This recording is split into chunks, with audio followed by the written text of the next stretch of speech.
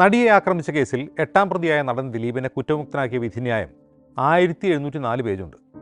നടന്ന കുറ്റകൃത്യം എന്താണ് എന്ന് വിധിന്യായം കൃത്യമായി വിശദീകരിക്കുന്നു.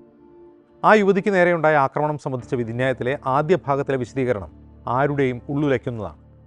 കേരളം പോലെ താരതമ്യേന സ്ത്രീ സുരക്ഷയുള്ളൊരു സംസ്ഥാനത്ത് വളരെ പ്രിവിലേജ് ഉള്ള ഒരു സിനിമാ നടി ഇത്തരത്തിൽ ആക്രമിക്കപ്പെട്ടു എന്ന വസ്തുത ആരെയും ഞെട്ടിക്കും. നടൻ ദിലീപിനെ കോടതി കുറ്റമുക്തനാക്കിയത് ഈ കുറ്റകൃത്യത്തിൽ അഥവാ ഈ ആക്രമണത്തിനുള്ള ഗൂഢാലോചനയിൽ നടൻ ദിലീപിനെതിരെ പ്രഥമ ദൃഷ്ട്യാ തെളിവില്ല എന്ന് കണ്ടുകൊണ്ടല്ല.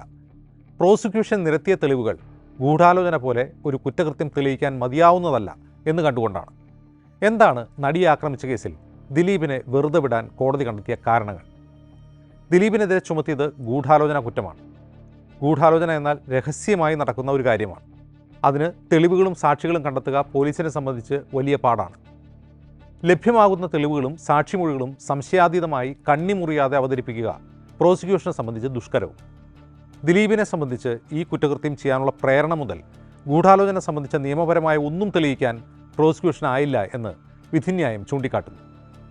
ദിലീപിൻ്റെ നിലവിലെ ഭാര്യയുമായുള്ള ബന്ധം മുൻ ഭാര്യയോട് വെളിപ്പെടുത്തിയതും അതേ തുടർന്നുണ്ടായ വിവാഹമോചനവും മൂലം അതിജീവിതയോടുള്ള വൈരാഗ്യമാണ് പ്രേരണയായി പ്രോസിക്യൂഷൻ ചൂണ്ടിക്കാട്ടിയത്.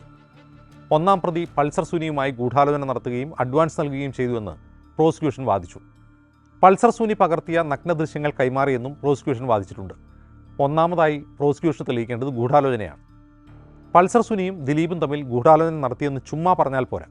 കോടതിയുടെ ഭാഷയിൽ മീറ്റിംഗ് ഓഫ് മൈൻഡ് തെളിയിക്കണം.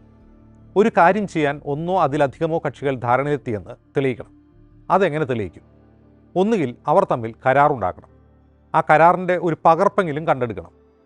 കൊട്ടേഷൻ നൽകാൻ ആരും കരാറുണ്ടാക്കില്ലല്ലോ. ഇനി അവർ രഹസ്യയോഗം ചേർന്ന് ധാരണയിലെത്തിയെന്ന് തെളിയിക്കണം. രഹസ്യയോഗത്തിന് സാക്ഷികളുണ്ടാവുമോ? ഇല്ല.